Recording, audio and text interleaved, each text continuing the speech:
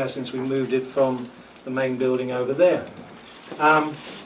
We invited you all here tonight as part of the Police Week functions to have a soft opening of what's going to be our Bermuda Police Historical Museum. It's early days for the museum. We're still in the process of collecting stuff, and one of the things I'm going to ask you all is to go through your basements and attics and cupboards and please find anything that you can that you think might be needed in here. And once you've had a look in there, and you'll be able to see what we've got and what we don't. And so this is just a soft opening. We're going to have a bigger opening for the museum itself down the road. But we wanted to really have a function tonight for an exhibit that's been donated to us of some significant historical value to do with Cup Match. Some stuff from Bo Swainson, who was an inspector in the Bermuda Police Service, and we've been gratefully, really pleased to take this exhibit on and have it as part of our museum. And that's really what we gathered you all here for tonight, because you've all got a connection to either the Swainson family or to Cup Match cricket in general. And so, without further ado, having welcomed you on behalf of the Commissioner of Police, who unfortunately is off the island, he is represented tonight by the Acting Deputy Commissioner of Police, who's standing at the back there. Mr. Simons, put your hand up. All right, and for those of you who don't know who I am, I'm Assistant Commissioner of Police Martin Weeks. And I will hand over now to Mr. Roger Sherritt, retired Chief Inspector and member of the EXPO, the Ex-Police Officers Association? Yes. Yes. Okay. Thank you very much, Martin. Thank you.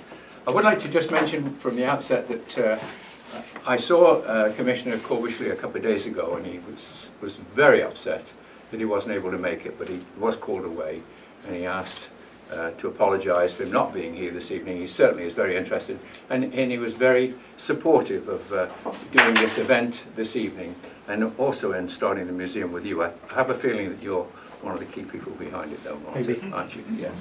Okay. What I'd just like to make a few comments as to why we finished up with a cricket bat that was probably used, and the cricket pads that we used in Cup Match in 1937. And it might surprise you if I were to say, was anybody here that day? What are you laughing at? Because we happen to have somebody who was here on the day when Bo Swainson scored the first century in Cup Match back in 1937. And that's Mr. Brownlow, Brownie Place. It's very nice to have you here, Brownie. Glad to be here. Most unfortunately, of course, you're a Red and Blues fan. You're not a Blue and Blues fan. So he might not have really enjoyed watching Bo Swainson score that 100 in 1937. But I'm sure it was you've watched many games, and have to say that Brownie, without any question, has seen more Cup Match games than any other person could possibly ever see. As Mr. Weeks mentioned, most of the people here, I think, have a direct connection with cricket. And we did think it was a very good idea to invite people along who, police officers and present police officers and former police officers who actually played in Cup Match or who have officiated in Cup Match. Now, I do know that there are quite a lot more here, but we do have a few guys here today who played in Cup Match and did very well, and we thought that would be a great idea to have you here. Also got some of the officials from Cup Match, and officials in Cup Match, we've had policemen who've been umpires in Cup Match for many, many years. The first one I know of is probably Sonny Roberts, who also captained the Somerset team. But we've had a lot of officials over the years, and I believe these two gentlemen here made history last year when they're both serving police officers, and they both, Carrington and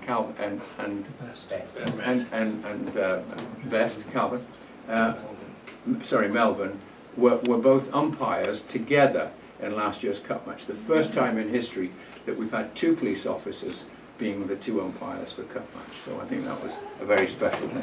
Actually, George, who received the cricket bat, the pads and the ball from Mr. Pickles Robinson, who I thought was going to be here today, and he might well be arriving any moment now. And he is indeed. That's a good time. That is what you call perfect time. record your name and Hi, walk Brandon. through the building. Pickles. I think these three persons here are all members of the Swainson family. Would that be correct? Yes. Yes? Oh, and you are as well, are you, young lady? Well, Great granddaughter. your great granddaughter is My daddy. okay. Oh, right. Okay. Well, it's very, very nice to see you. And because I think George had done such a great job in researching Bosun, Pickles happened to have these items at his house, and he was very concerned that they were really going rotten, and he didn't seem to be able to find anybody who would take care of them and look after them. And to me, I thought that Bosun's cricket bat would be rather like finding Babe Ruth's first baseball bat where he scored his first home run. I thought it was just a fabulous find. So I think we're very, very honoured to have it here at the Police Museum. I mentioned that George did an awful lot of work in writing the article. Not only did he research, but he wrote a very extensive article, and we put it onto our we have a website for the Bermuda Ex-Police Officers Association, where we try to feature people in our Hall of Fame who've made a very special contribution to the life of Bermuda as police officers. And I won't go into a whole list of names, but I can assure you that Bosun is at the top of the queue, or at the top of the list. And if you can take the time sometime, I would encourage you to have a look at our website. It's completely open to anybody. It's at expobermuda.bm. I can give you details afterwards. And if you go into the Hall of Fame, you will find a very comprehensive article on Bosun Swainson, which I think I would recommend that you all read. You've got to be cricket fans though, because it is quite long. And I just want to explain very briefly why it's so long. We couldn't find an awful lot of information about Bosun and very few photographs.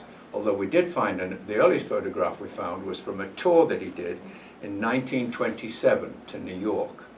And we didn't know, George and I, we're not passionate followers of cricket, and we hadn't heard anything about these tours. And I wonder how many people in this room might have even heard that Bermuda used to send some great teams to play in the United States, representing the island from about 1915 to 1929, and they were the best of the best players of the day. We'll cut the ribbon and invite everybody to come in and have a look at the Bo Swainson exhibit.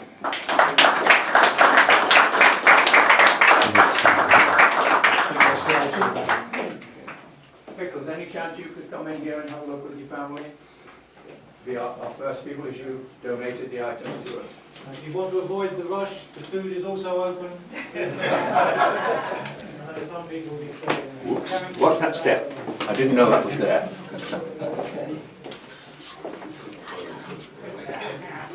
This is the Bosun Swainson corner. That's nice. I actually keep these things ago. I have.